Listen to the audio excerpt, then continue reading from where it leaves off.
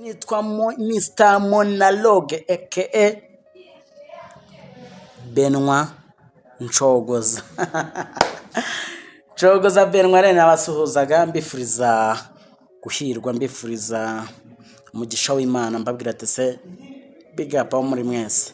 So nagira rero nongere mbisubize rata twongeye tukiganiraho gatoya kubera ko wenda nanjo masa ya pause ariko reka tukiganiraho gato cyane.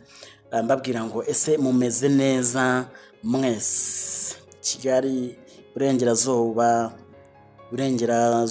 burasirazuba, majyepfo, amajyaruguru,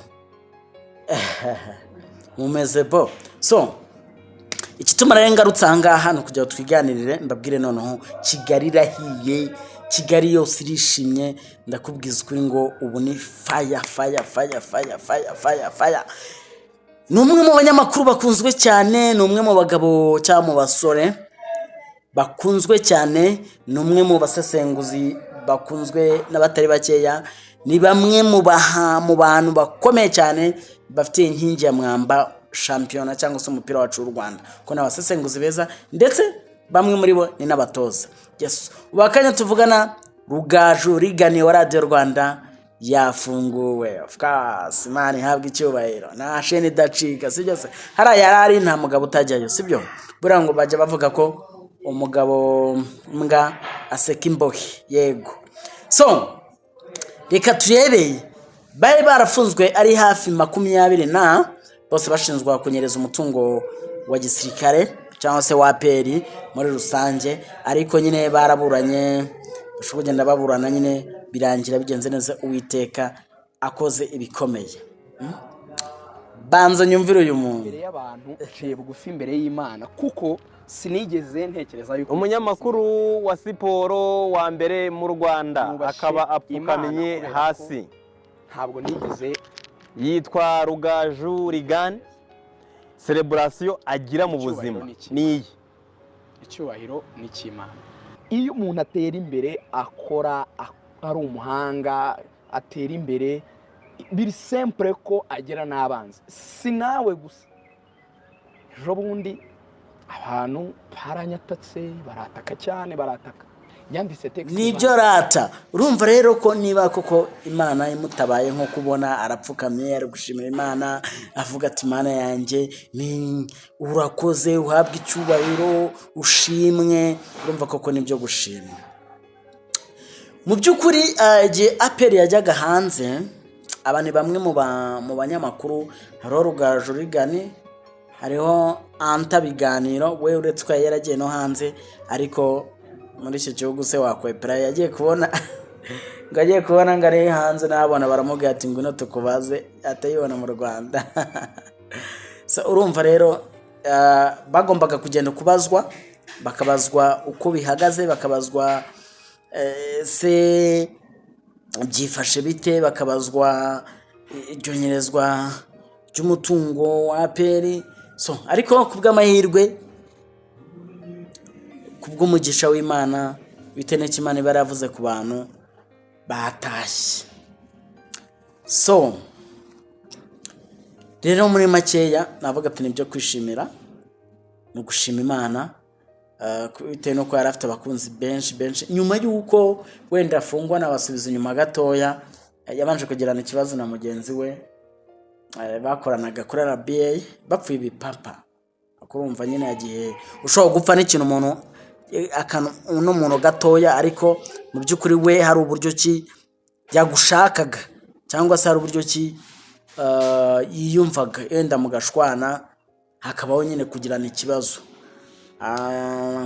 Maze gushwana na Lorenzo, banarwanye, baviramo ko Lorenzo avaho atajya ku yindi radio, mu gihe mu kumuhagarika amezi 2 we atasezera. So ushatse kuvuga iki rero? Wa mugane ko guhagarika amezi 2, uri talent yawe wumva ibigiye hasi, ntabwo iri kongera gukora. We yafashe icyemezo nyine agira atya, aragenda, ariko aja ku yindi radio. So ubuyobozi rero bwa Radio Rwanda bwaricaye buragenzura, bwarabiye burareba ati se ninde muntu ufite icyaha, ninde muntu wakosheje muri aba ngaba bombi, basanga Lorenzo yiyenje uriya baramureka. Mu kumureka rero bukeye bwaho ari gutoza Gorilla, maybe arimo arakora stage muri Gorilla, niho bamukuye tamuga ati ngo tugende uje kubaza uje gusobanura ibyo turi kugukekaho, buryo ukekwa nyiri wagenda ukitaba bakakubaza nyine, wamara gutsinda ubaye umwere nkuko byagenze nyine agataha. So muri make numva rero ibyo kwishimira no kuvuga ngo Imana ishimwe kubwo baje amahoro, Imana ishimwe kuko barekuwe, kuko kese yari bariho cyangwa se ibintu bye bibariho byo bakekwagaho kwakunyereza umutungo kandi muri za miliyari. Urumva hari Rigani, hakaba Antabiganiro, hakaba n'abandi banyamakuru bagiye batandukanye. So urumva kure ntago byari byoroshye, ndetse n'umuvugizi w'abafana ba Pere Jangwani rero nawe yarekuwe. Ubu nahoze ndeba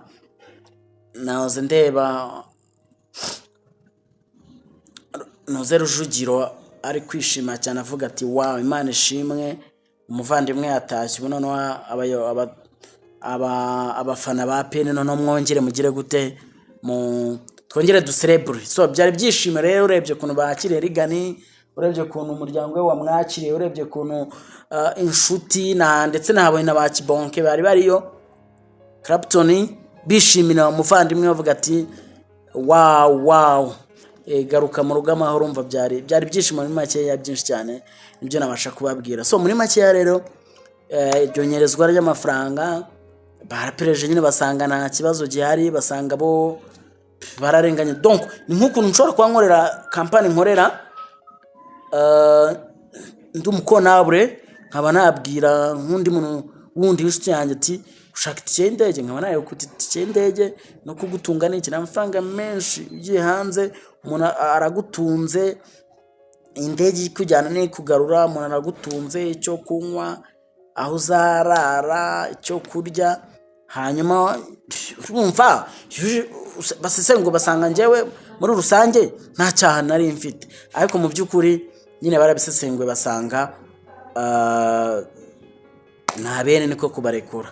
So muri make rero byari gukomera iyo wenda baza kuvuga uti mu kuganira cyangwa se